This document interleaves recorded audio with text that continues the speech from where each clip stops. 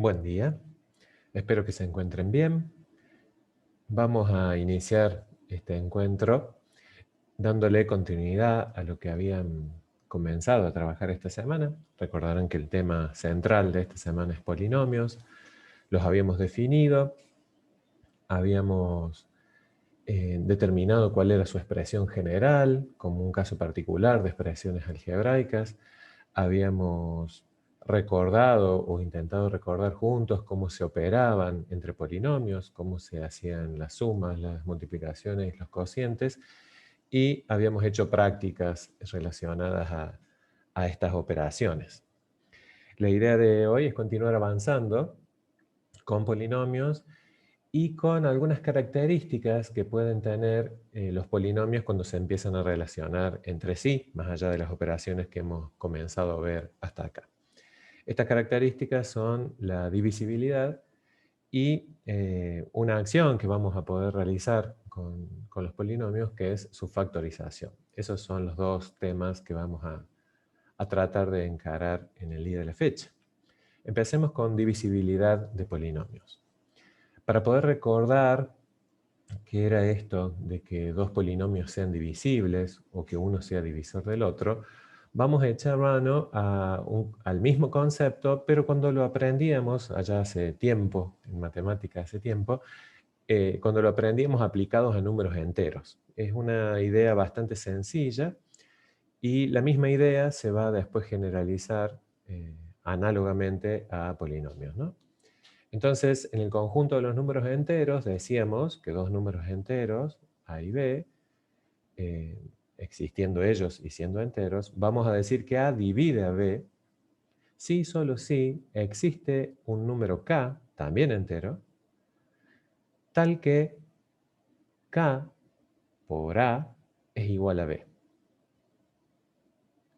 O sea, A divide a B si puedo expresar a B como A por algún otro número entero. ¿Sí? Si yo logro expresar a A por un número entero y ese resultado me da B, quiere decir que A divide a B. Esto se menciona o lo mencionamos quizás en lenguaje más cotidiano, más acercándose al lenguaje coloquial, lo mencionamos de maneras diferentes. ¿Sí? Yo vuelvo sobre esta otra condición. Porque solemos decir entonces que B es divisible por A. Un ejemplo podría ser si B fuera el número 15 y A fuera el número 3, enteros ambos, podríamos decir que 15 es divisible por 3. ¿Por qué? Porque el 15, B, puede ser expresado como A, o sea, 3, por algún número entero. En este caso será el 5, ¿no? Al 15, B, lo puedo expresar como 3 por 5. Entonces voy a decir que ese número A, en este caso el 3, eh, es aquel que divide a B. O dicho de otra manera, B es divisible por A, o B es múltiplo de A, también solemos mencionarlo así, 15 es múltiplo de 3, o también solemos decirlo desde el otro sentido, A es divisor de B, 3 es divisor de 15. Decir que A divide a B eh, es decir todo esto o de maneras equivalentes. Si eso sucede, el resto de la división entre B y A es 0. Porque fíjense, si B lo puedo expresar como A por K, la división entre B y A, o sea, pensar que este valor A lo paso dividiendo o divido ambos miembros por A, B sobre A me quedaría exactamente el valor entero K. Eso quiere decir que si hago la división de B por A, la división va a ser, como decíamos también hace tiempo, la división va a ser exacta. ¿Qué quería decir eso? ¿Qué decíamos nosotros cuando decíamos eso? ¿Qué queríamos significar? Que la división no va a tener resto. ¿Sí? No va a tener resto. Este dato va a ser importantísimo dentro de unos minutos porque vamos a tener mucha información con el resto de una división si vamos a querer concluir respecto de la divisibilidad, ya no de números enteros, sino, como decíamos al comienzo de este video, divisibilidad de polinomios en este aspecto lo menciono. Porque fíjense, de manera análoga a lo que sucedía en los enteros, en el conjunto de los polinomios, ya no hablamos de números enteros, sino de polinomios, fíjense, vamos a decir casi lo mismo, porque vamos a decir que a de x, siendo a de x un polinomio, ¿no?, divide a b de x, que es otro polinomio, si y solo si existe un polinomio k de x, tal que a b se lo podría expresar como la multiplicación de k por a. Todos polinomios ahora, ¿no? Ya no hablamos de números enteros. Entonces vamos a decir que si eso pasa, es equivalente a decir o a mencionar que si yo hiciera la división entre b y a, el resto de esa división sería nulo, ¿sí? Sería cero. Esto ya va marcando un poquito el panorama y va marcando también el por qué hicimos tanto énfasis esta semana con la división de polinomios, ¿no? Y cómo determinar el resto en la división de dos polinomios, ¿no? Entonces, si estamos buscando conocer la respuesta a la pregunta, ¿B será divisible por A? O dicho de otra manera, ¿A divide a B? Bueno, si estamos buscando esas respuestas, la respuesta definitiva va a estar en la división de esos dos polinomios, ¿no? Si esa división, b dividido a, me da, por supuesto, otro polinomio, en este caso se llamará k, ese polinomio. Me da un polinomio k, pero no solamente me da un polinomio k, sino que el resto es cero, entonces podré asegurar lo que decíamos también con los números enteros, ¿sí? Vamos a poder asegurar que el polinomio b es divisible por el polinomio a, o que el polinomio b es múltiplo del polinomio a, o que el polinomio a es divisor del polinomio b. Para sacar esta información, entonces, como anticipaba, vamos a realizar la división con la forma que podamos utilizar, a veces la división completa, completando y ordenando los polinomios, ordenándolos como lo hacíamos con los números reales también. O bien, si se dan las condiciones, podemos utilizar la regla de Ruffini. Saben que es una regla que permite hacer una división rápida, pero solo en algunos casos, ¿no? A partir de esa división vamos a determinar el resto en ese proceso de división, en ese procedimiento. Y si el resto fuera nulo, entonces vamos a poder concluir que B es divisible por A, y si no es nulo el resto, no serán divisibles. Así de sencillo. Pasemos a un ejemplo. Supongamos que tenemos dos polinomios, un polinomio b de x, en este caso un polinomio de grado 3, un polinomio cúbico, y un polinomio de grado 1, a de x. Y nos preguntamos cómo haríamos para determinar si b de x es divisible por a. Para responder a esa pregunta, vamos a usar los pasos mencionados. O sea, hacemos la división entre b y a, determinamos el resto de esa división y lo mismo que decíamos recién. Si si el resto es 0, entonces la respuesta será sí, es divisible b por a, si no, no. La división es la que veíamos en la clase anterior, no me voy a detener en los detalles de cómo hacerlo, pero recordaba, el profesor Jorge nos recordaba en la teoría un procedimiento y en las comisiones, con sus profes de la comisión, veían algunos ejemplos de cómo realizar esta división. En este caso particular, dado que el divisor es un polinomio de coeficiente principal 1, estoy hablando de x menos 2, de coeficiente principal 1 y es de grado 1 también, podríamos haber utilizado hasta las reglas de Ruffini, ¿no? Cualquiera de los dos caminos nos hubieran llevado a que esta división daba un polinomio de grado 2, que en este caso es el que yo estoy marcando aquí, pero lo importante es que el resto de esta división es 0. Por lo tanto, si el resto es 0, quiere decir que a mi polinomio cúbico b de x lo puedo estar expresando directamente como la multiplicación de a por otro polinomio k. Esto es lo importante. Directamente, b de x, o sea, el dividendo, va a ser igual al divisor por el cociente. Lo que decía la definición, ¿no? Puedo expresar a b de x como a de x por k de x. Y esto lo puedo hacer basándome en que la división fue, como decíamos cuando éramos chicos, exacta. O sea, el resto es 0. La respuesta entonces es que b de x es divisible por a, La respuesta es que b de x puede expresarse como la multiplicación de k por x por a por x. O sea, expreso a b como la multiplicación de otros dos polinomios. Esto va a ser trascendente durante las clases de hoy. Fíjense, en nuestro caso, expreso a b de x, la cúbica, como la multiplicación del cociente, k de x, así le hemos llamado en la definición, por el divisor, el que ahora podemos asegurar que es un divisor, que es el x menos 2. ¿Sí? Era la pregunta que nos hacíamos al principio.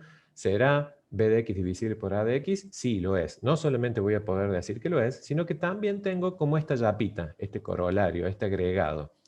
Expreso b de x como la multiplicación del cociente por el divisor en este procedimiento que utilicé para contestar si eran divisibles o no. ¿Sí? Aprovecho el procedimiento para extender mi conclusión y decir no solamente es divisible, sino que lo puedo expresar de esta manera. Estas conclusiones, aunque todas son equivalentes entre sí, cada una puede tener un impacto distinto o una aplicación diferente. Vamos hacia esas aplicaciones seguramente. Repasemos lo que es el valor numérico de un polinomio. Habrán notado ustedes ya que la forma de nombrar un polinomio, esto de nombrarlo, por ejemplo, p de x, b de x, a de x, q de x, tiene una notación parecida a lo que eran nuestras funciones, las que aprendíamos en la escuela media, en el secundario, ¿no? Y eso es porque cada uno de los términos del polinomio, así lo definíamos en esta semana, al comienzo de esta semana, está expresado en función de la variable x, ¿no? Por lo tanto, si a x le damos un valor c, podremos determinar, siendo c un número real, ¿no? Podremos determinar, simplemente reemplazando donde dice x por el valor c, podemos determinar el valor numérico del polinomio en ese valor o en ese número c. Eso se va a escribir como se escribía en las funciones, en este caso, p valuado en c o p de c. ¿Sí? C podrá ser el número menos 8, el número 100, el número 0, el número raíz de 2, un número donde me interese conocer el valor numérico del polinomio. ¿Sí? Vamos a un ejemplo. Tomemos uno de los dos polinomios de recién, el que habíamos llamado b, el cúbico, el de grado 3, y imaginemos que caprichosamente queremos encontrar cuál es el valor numérico de ese polinomio en x igual 4. O sea, vamos a determinar b de 4, b valuado en 4. El valor numérico de este polinomio, pero cuando x es igual a 4. Como lo hacíamos en las funciones que conocíamos hasta acá, sino que en este caso en la expresión de un polinomio. Me adelanto ya y digo que vamos a estar utilizando durante la matemática, durante el aprendizaje de la matemática aplicada a ingeniería, vamos a estar utilizando lo que vamos a llamar funciones polinomiales, de las cuales ya conocemos varias, ¿no? Ustedes conocen ya las constantes, las funciones lineales, las funciones cuadráticas. Bueno, vamos a ampliar esto a polinomios de mayores grados, ¿no? ¿Qué será entonces? Donde dice x la expresión general del polinomio, donde dice x, acá donde dice x al cubo, acá donde dice x al cuadrado, acá donde dice x, vamos a reemplazar el valor de 4. La notación es muy transparente.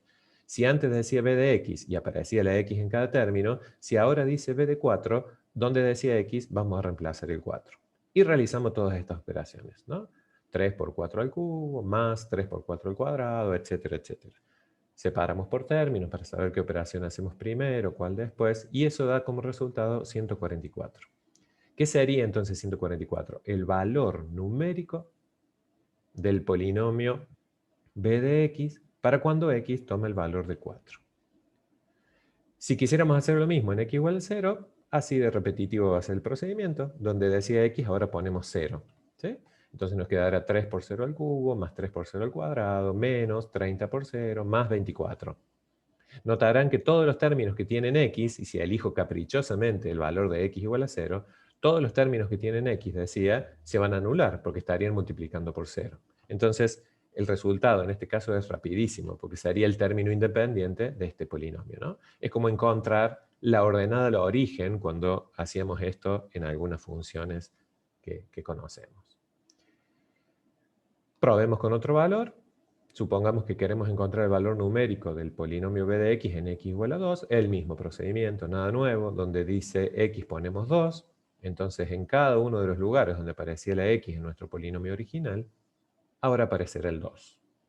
3 por 2 al cubo, más 3 por 2 al cuadrado, menos 30 por 2 más 24. Si hacemos todas esas cuentas, casualmente, el resultado o el valor numérico del polinomio b en x igual a 2 me da 0. Me da 0.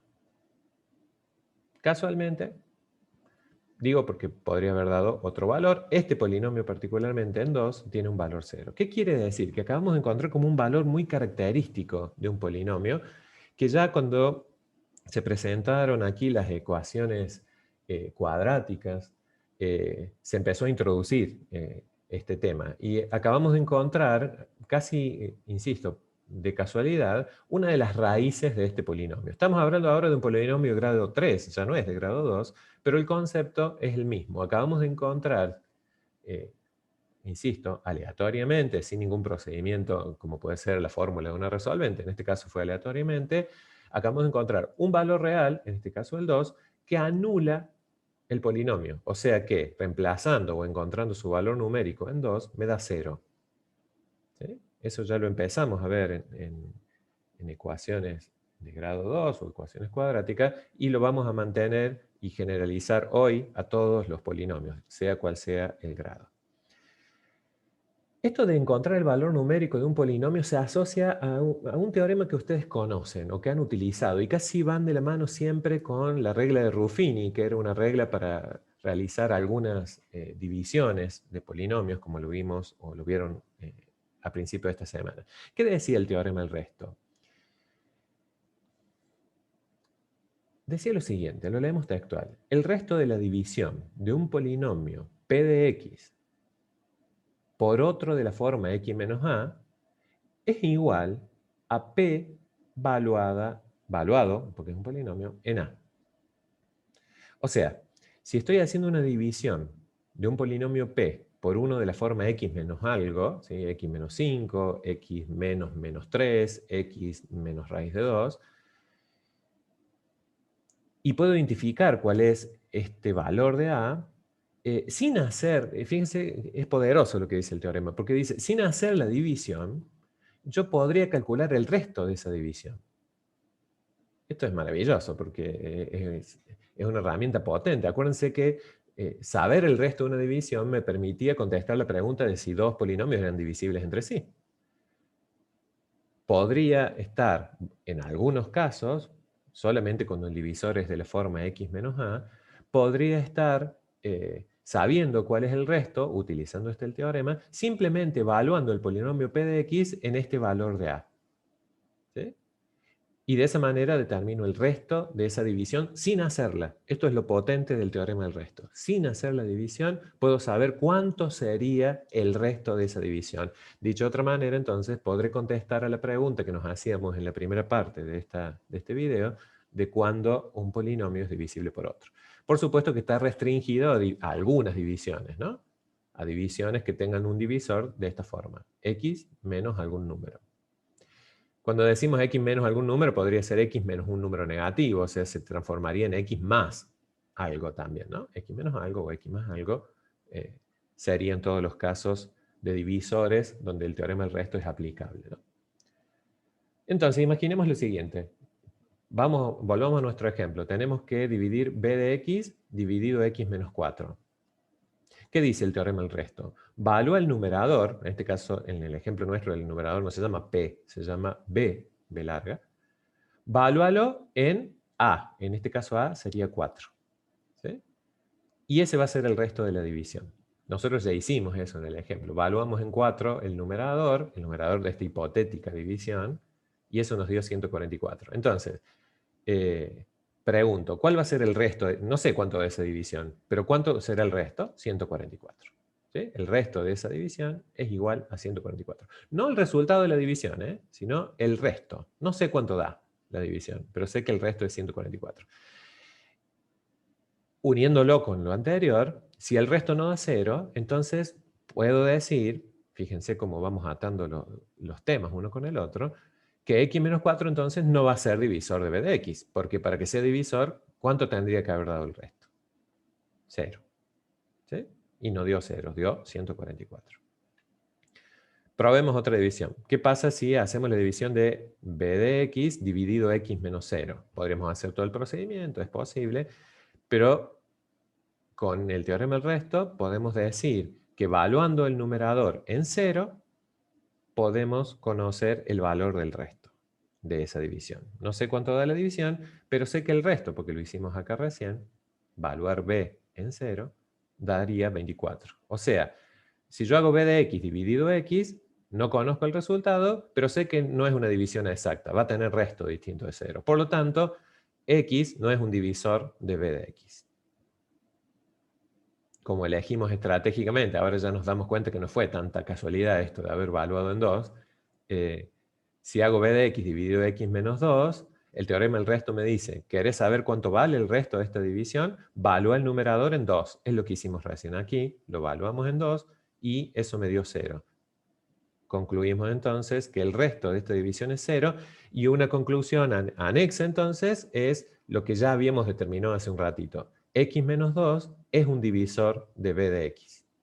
O b de x es divisible por x menos 2. ¿Sí? Es interesante cómo se van uniendo los temas y cómo desde distintas perspectivas puedo ir sacando conclusiones respecto de si dos polinomios son divisibles o no utilizando distintas herramientas, ¿no? Pasamos a lo que empezamos a mencionar recién, las raíces de un polinomio, ¿no? Dice un valor a será una raíz del polinomio si al evaluar o encontrar el valor numérico, el polinomio en a, obtenemos por resultado el valor 0, lo que ya decíamos recién con nuestro ejemplo. En forma resumida, x igual a es raíz de p de x, si y solo si, así se lee este símbolo, p de a, o sea, el polinomio evaluado en a, me da 0. ¿Sí? Si encuentro entonces un valor de a real, como decíamos hace un ratito, de tal modo que evalúo el polinomio en ese valor de x igual a, y las operaciones me dan 0, entonces ese valor de a es una raíz. ¿Sí? Es un valor particular de x donde el polinomio toma el valor 0. Toma el valor 0. Se anula, que es otra forma equivalente de decir lo mismo, ¿no? Ahora bien, ¿cuántas raíces tiene un polinomio? De esto también empezamos a hablar cuando hablábamos de ecuaciones cuadráticas, ¿no? Los profes nos adelantaban que si tenemos una ecuación cuadrática, o sea, una ecuación que se forma con un polinomio de grado 2, vamos a tener indefectiblemente dos raíces, que podrán ser dos raíces reales y distintas, que podrán ser dos raíces repetidas, o que podrán ser dos raíces que no están en los reales, ¿sí? Probablemente algún libro nos haya dicho alguna vez no tiene raíces, o no tiene raíces reales, para ser más preciso. Los profes nos adelantaban que en realidad esas raíces existen, pero que están en otro campo numérico que se llama el campo numérico de los números complejos, o el campo numérico que se complementa a los reales con los números imaginarios, ¿no? Para contestar lo que solicita esta pregunta, que es cuántas raíces tiene un polinomio, existe un teorema que vamos a utilizar bastante, que es el teorema fundamental del álgebra, que dice que un polinomio de grado n tiene exactamente n raíces, considerando las raíces reales y también las imaginarias, o las no reales, las complejas para ser más preciso. Acá podríamos corregir. En lugar de decir imaginarias, podríamos decir complejas, y eso sería más adecuado, ¿no? Hago esta pequeña salvedad. En nuestro texto de cátedra dice las raíces reales y las no reales, ¿sí? En no reales podremos decir raíces complejas. Por ejemplo, x más 7, que es un polinomio de grado 1, tendrá una sola raíz, que es fácil de darse cuenta, ¿no? ¿Cuál es el valor de x que hace 0 a este polinomio? ¿Qué número tengo que poner en la x para que esta cuenta de 0? Menos 7, ¿no? Entonces es una única raíz. Esto que sería un polinomio de grado 2, sino que está expresado de una manera como una potencia, x menos 3 por x menos 3, es un polinomio de grado 2 cuando yo haga las distributivas correspondientes o resuelva el cuadrado de este binomio, un polinomio de grado 2 que tendrá entonces dos raíces, aunque en este caso son raíces repetidas. Si resolviéramos, utilizáramos la ecuación de la resolvente, igualando a 0 este polinomio, encontraríamos que el discriminante vale 0 y entonces encontraríamos raíces repetidas o de multiplicidad 2, como dicen algunos otros textos de matemática, ¿no? Este otro polinomio de grado 2 también tiene dos raíces, son reales, en este caso no son repetidas, después se podría tomar como trabajo buscar cuáles son esas raíces a partir de lo que hemos visto en ecuaciones cuadráticas.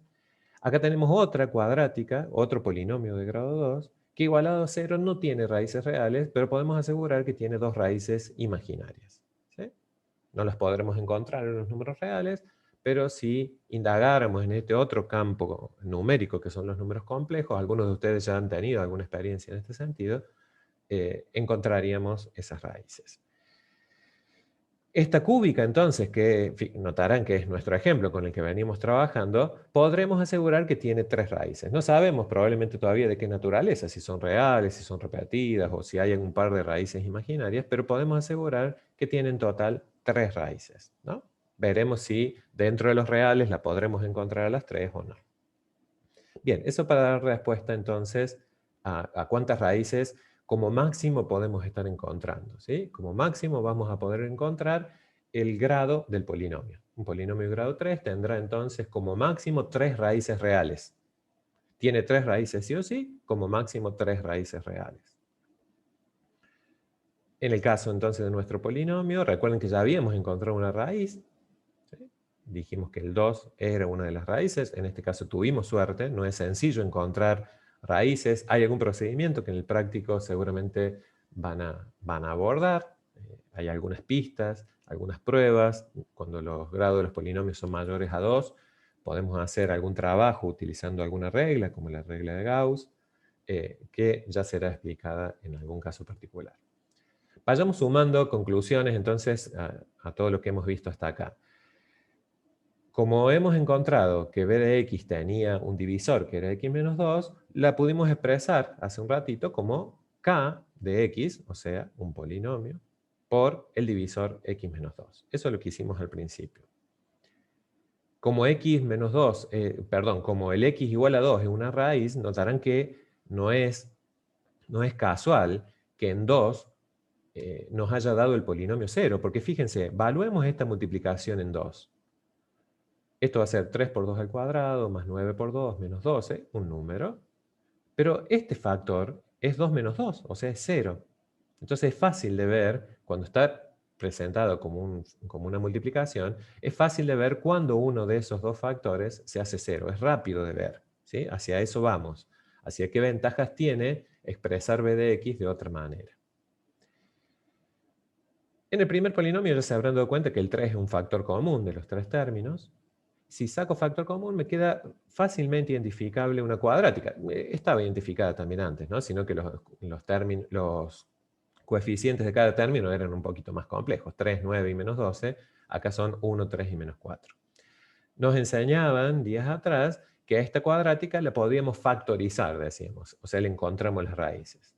Yo hice ese trabajo, no es objetivo de esta presentación, pero las raíces son 1 y menos 4, después pueden corroborar eso, de tal manera que fíjense, a b de x ahora lo puedo expresar como una constante 3 por x menos 1 por x más 4, esto reemplaza al primer factor x cuadrado más 3x menos 4, y el factor x menos 2 que ya estaba. Entonces, fíjense cómo, utilizando los conceptos que hemos vertido hasta acá, transformamos un polinomio de grado 3 en el mismo polinomio, porque es exactamente el mismo, sino que expresado de una manera equivalente. Hemos hecho lo que vamos a empezar a desarrollar en la próxima diapositiva, que es factorizar el polinomio. Hacia ahí vamos. ¿Qué es factorizar? Como lo dice la palabra, factorizar un polinomio de grado n es descomponerlo, expresarlo como un producto de otros polinomios. Esos polinomios les vamos a llamar polinomios primos. ¿Sí? Entonces tenemos un polinomio, esta es la expresión general de un polinomio de grado n. La idea es, en lugar de tener esta expresión así disgregada, transformar esa expresión en una expresión equivalente. Una constante, a sub n, que fíjense que es el coeficiente principal del polinomio, multiplicado por varios polinomios. Esos polinomios tienen una característica que son polinomios primos. ¿Sí? Al igual que los números primos, los polinomios primos, que son polinomios que solamente son divisibles por sí mismos. ¿Sí? un polinomio de grado no nulo es primo cuando no puede ser expresado como el producto de polinomios de grado menor. ¿Sí? Es como que ya está simplificado al máximo, no puede ser expresado como la multiplicación de otros dos polinomios. ¿Sí? O sea, solamente son divisibles por sí mismos.